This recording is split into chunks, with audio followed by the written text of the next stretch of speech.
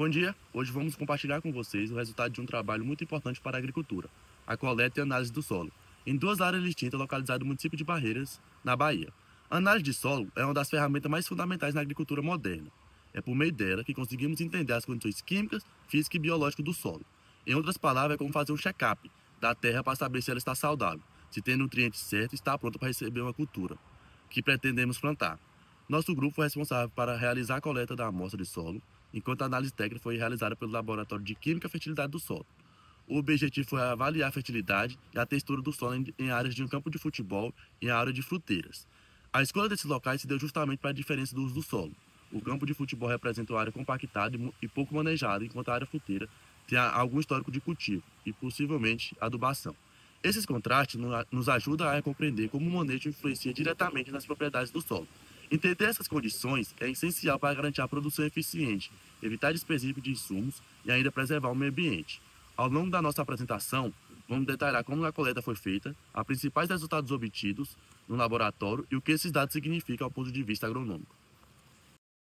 Para esse trabalho, nossa responsabilidade foi realizar a coleta das amostras de solo em duas áreas, no campo de futebol e áreas de fruteiras, ambas localizadas no município de Barreiras, na Bahia. A profundidade de coleta adotada foi de 0 a 20 centímetros, que é a camada onde se concentra a maior parte das raízes e também onde ocorre a maior dinâmica de nutrientes.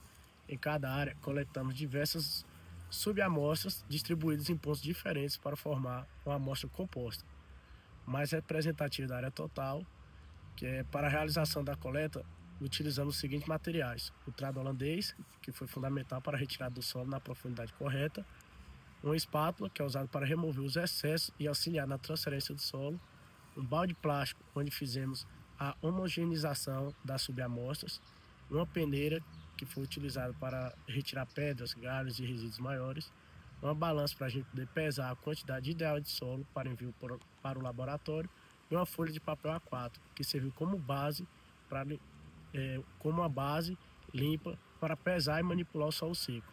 Após a preparação e identificação, as amostras foram encaminhadas ao Laboratório de Química e Fertilidade do Solo, responsável por todas as análises técnicas de fertilidade e textura. Agora a gente vai apresentar os principais dados obtidos nas análises feitas pelo laboratório com base nas amostras que o nosso grupo coletou. Começando pela amostra 1, que corresponde à área do campo de futebol. O pH do solo foi de 6,6, um valor considerado adequado para boa parte das culturas, pois facilita a absorção dos nutrientes. A saturação por base foi de 78,7%, o que indica uma boa disponibilidade de cátions básicos no solo. O teor de potássio foi de 115,81 mg por decímetro cúbico, um valor satisfatório. Já o fósforo foi de apenas 2,87 mg por decímetro, muito baixo do valor ideal. Para os solos arenosos, que deve ser acima de 30 mg por decímetro cúbico. Isso evidencia uma deficiência importante. A matéria orgânica foi de 2,2 DEG por quilograma, dentro da faixa ideal de 1,5 a 3. Quanto à textura, a análise granulométrica mostrou um solo com 67% de areia, 16,8% de silite e 15,9% de argila, caracterizando como solo arenoso. Passando para a amostra 2 das áreas das fruteiras. O pH foi mais alto, 7,1. A saturação por base subiu para 91,48%, confirmando alta disponibilidade de cátions. O potássio foi ainda mais elevado, 190,25 mg por decímetro cúbico. No entanto, o fósforo continuou abaixo do ideal, com apenas 4,14 mg por decímetro cúbico. A matéria orgânica foi de 1,88 DEG por quilo, também dentro da faixa ideal. A granulometria foi semelhante, 66% de areia, 17,3% de silite e 16,6% de argila. Todos esses dados foram obtidos a partir do laudo técnico emitido pelo laboratório, com base nas amostras que nós mesmos coletamos. Com base nos resultados do laboratório, podemos discutir algumas observações técnicas importantes. Em relação ao pH, as duas áreas apresentaram valores adequados. A amostra do campo de futebol teve o pH 6,6 enquanto a das fruteiras teve o pH 7,1. Esses valores indicam solos com boa reação química que não exigem correção imediata com o calcário. No entanto, o pH da amostra 2 está levemente alcalino, o que pode interferir na disponibilidade de alguns micronutrientes. Os níveis de potássio estão elevados em ambas as amostras, isso é, em geral. No caso, um bom sinal para a nutrição das plantas. Mas é importante ter atenção, pois o excesso de potássio pode competir com o cálcio e o magnésio, causando desequilíbrio na absorção. O maior problema identificado foi o baixo teor de fósforo, que apareceu bem abaixo dos valores recomendados pela Embrapa para solos arenosos. O fósforo é o nutriente essencial para o desenvolvimento das raízes e a floração das plantas, então sua correção é uma prioridade para a qual o cultivo que venha a ser feito nessas áreas seja proveitoso. Quanto à matéria orgânica, os dois solos apresentaram valores satisfatórios, embora pudessem ser um pouco mais elevados, especialmente considerando que são solos de textura arenosa. Solos arenosos têm baixa retenção de água e nutrientes, e a matéria orgânica ajuda a melhorar essas propriedades, além de fornecer nutrientes de forma gradual.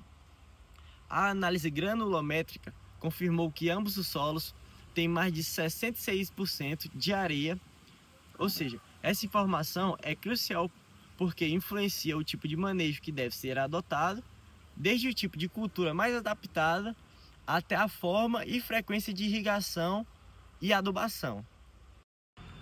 A calagem é uma prática essencial no preparo do solo, principalmente em regiões tropicais como a nossa, onde o solo costuma ser naturalmente ácido. Mas afinal, quando é necessário fazer a calagem? A resposta começa com uma boa análise bem feita.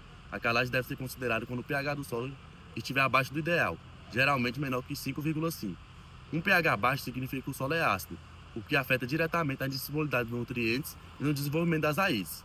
Em solos muito ácidos, nutrientes como fósforo e molibdênio se formam indisponíveis para a planta, enquanto elementos tóxicos como alumínio se tornam solúveis e prejudicam o crescimento. Outro indicador muito importante é a saturação por alumínio. Se o resultado da análise mostrar a presença significativa de alumínio trocável, é sinal claro de necessidade de correção. Além disso, se a saturação por base estiver abaixo de 50%, isso também indica que o solo é pobre em cálcio, magnésio e potássio, nutrientes fundamentais que precisam ser repostos via calagem. A calagem não serve apenas para neutralizar a acidez, ela também tem o papel de fornecer cálcio e magnésio, dois nutrientes que fazem parte da composição do calcário agrícola. Então, além de corrigir o pH, a calagem ajuda a melhorar o equilíbrio nutricional do solo, favorecendo ambientes para o desenvolvimento das culturas. Mas atenção, não se deve aplicar calcário sem necessidade, pois o excesso de calagem pode elevar demais o pH, tornando o solo alcalino. E isso também é prejudicial, principalmente para culturas que preferem solo levemente ácido. Outro momento importante para considerar a calagem é antes do plantio de cultura permanentes, como fruteira ou pastagem. Nesses casos, a ideal é que a correção seja feita com antecedência, de 60 a 90 dias antes do plantio, para que o calcário tenha tempo de reagir com o solo. Isso garante uma boa distribuição de corretivo e melhora o ambiente para a raiz desde o início do ciclo da planta. Resumindo, a calagem deve ser feita quando o pH está abaixo do ideal, quando há presença de alumínio trocável ou baixa saturação de base. Ela é fundamental para melhorar a fertilidade do solo e garantir um ambiente adequado para o bom desenvolvimento das culturas. Sempre baseie a decisão em análise de solo, atualizar e seguir recomendações técnicas para a dosagem e tipo de calcário a ser utilizado. Assim você garante um solo mais equilibrado, produtivo e sustentável. Quando falamos em solos ácidos, logo pensamos em calagem, mas e quando o solo está alcalino, com pH acima de 7? Esse é um cenário menos comum em regiões tropicais, mas pode acontecer, especialmente em áreas onde houve calagem excessiva, uso contínuo de águas ricas em bicarbonatos ou regiões naturalmente ricas em carbonatos, como o solo dos calcários. Mas afinal, o que podemos fazer quando o solo está alcalino? Primeiro, é importante entender que um pH muito alto pode limitar a disponibilidade de micronutrientes como ferro, manganês, cobre, zinco e boro. Mesmo que esses nutrientes estejam presentes no solo, o excesso de alcalinidade impede que as plantas os absorvam, o que pode gerar sintomas de deficiência, como folhas amareladas e baixo crescimento. A primeira medida é evitar a aplicação de mais calcário ou outros corretivos que elevem o pH. Isso inclui também evitar o uso de cinzas e águas alcalinas na irrigação. Em seguida, o ideal é corrigir a fertilidade com foco nos micronutrientes, especialmente os quelatados, que são mais disponíveis em solos alcalinos. Fertilizantes foliares com ferro ou zinco quelatado, por exemplo, ajudam bastante nessas condições. Outra alternativa importante é o uso de enxofre elementar ou gesso agrícola, que ao longo do tempo ajudam a acidificar o solo em camadas superficiais ou a mobilizar nutrientes nas camadas mais profundas. No entanto, essas práticas devem ser feitas com a orientação técnica e com base na análise de solo. Além disso, incorporar a matéria orgânica é uma estratégia eficiente. A decomposição da matéria orgânica libera ácidos orgânicos que naturalmente reduzem o pH local e melhoram a absorção de nutrientes pelas raízes. Ou seja, quando o solo está alcalino, o foco deve ser evitar mais elevações de pH e corrigir as deficiências nutricionais via fontes específicas e melhorar a qualidade do solo com matéria orgânica. Tudo isso deve ser feito com base na análise de solo atualizada e com acompanhamento técnico. Quando falamos em recomendação de adubação para a cultura da soja, o primeiro passo sempre deve ser uma análise química do solo, que é com base nela que conseguimos definir quais nutrientes precisam ser corrigidos ou suplementados para garantir uma boa produtividade. De acordo com o manual de recomendação para o cerrado, se o solo já estiver com níveis adequados de fósforo, o ideal é seguir com uma adubação de manutenção, aplicando cerca de 60 kg por hectare de P2O5. Essa dose é suficiente para manter a fertilidade em solos equilibrados, visando a produtividade de 3 toneladas por hectare de soja. Agora, se o planejamento for a longo prazo, pensando em produtividade e sustentabilidade para vários anos, a estratégia muda um pouco. O livro recomenda aplicar uma dose mais alta no primeiro ano, cerca de 197 kg por hectare de P2O5, seguida por aplicações menores nos anos seguintes, 50 kg no segundo ano e 40 kg nos 3 anos seguintes.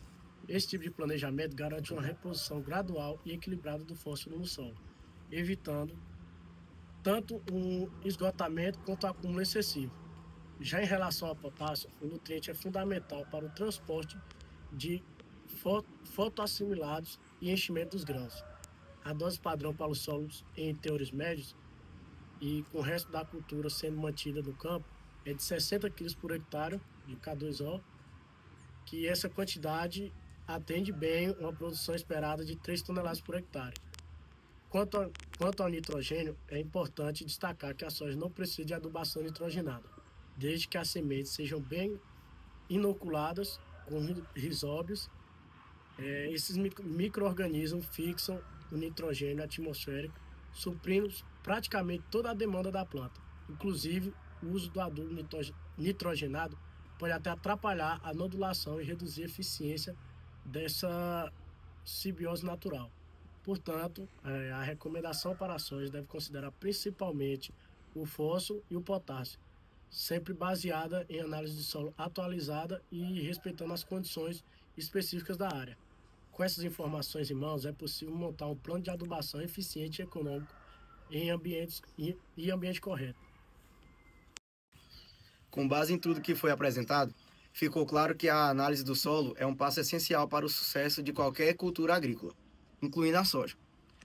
Através da coleta correta e da interpretação dos dados laboratoriais, conseguimos entender as necessidades reais do solo, evitando desperdícios e garantindo uma adubação mais eficiente e sustentável. Vimos que, mesmo com solos de pH aparentemente adequado, como os da nossa amostra, ainda assim podem haver deficiências sérias de fósforo que comprometem o desenvolvimento das plantas. Também falamos sobre o papel de calagem, quando o solo está ácido, e as estratégias quando o pH está alto, ou seja, em condições alcalinas. No caso da soja, aprendemos que a recomendação deve focar principalmente no fósforo e no potássio, enquanto o nitrogênio é naturalmente suprido pela fixação biológica, desde que haja inoculação eficiente com risóbios. Por fim, reforçamos que nenhuma recomendação deve ser feita com bases em suposições. A análise de solo é a base técnica para o manejo correto e deve ser repetida periodicamente para garantir a saúde do solo e o sucesso da produção. Agradecemos a atenção de todos e esperamos que esse vídeo tenha contribuído para mostrar como a ciência e a prática andam juntos na agricultura.